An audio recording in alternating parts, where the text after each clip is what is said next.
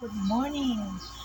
Ngayong umaga itututuruan ko kayo, lalo na yung mga kabataan kung paano kakayurin itong niyog.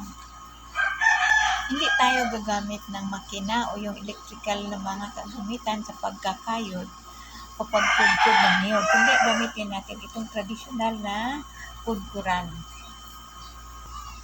Halika na!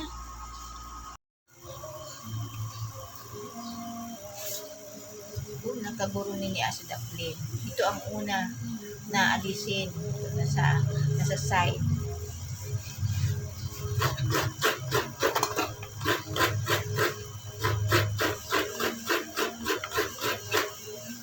So, ayan, para makuha dito una. Paikutin mo lang ng pagganyan. Paikutin.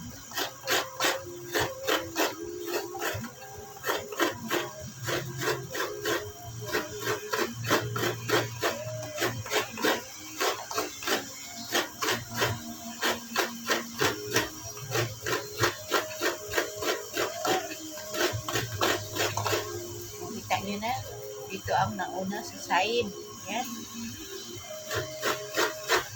May dahilan nga kung bakit nasa tabi ang uunahin ko pa rin.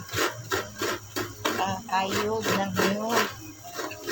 Kailang kudkurin ang nasa side na. Pero hindi ka na mahirapan sa gitna.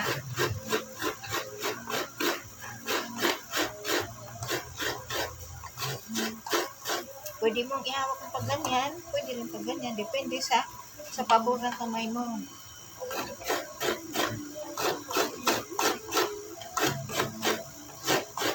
Ako ganyan kasi kaliwiti ako.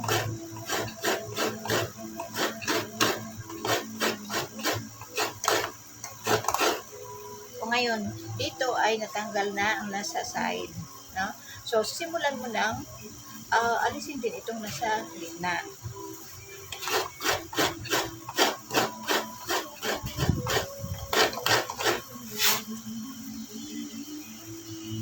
So, ngayon, konti na lang ang natitira. So, magkakasabay silang matanggal. Hindi yung may nasa ilalim, meron na sa ibabaw.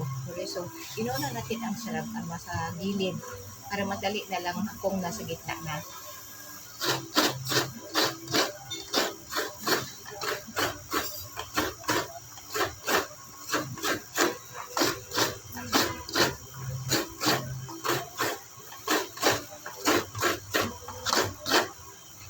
So, ayan, tapos na.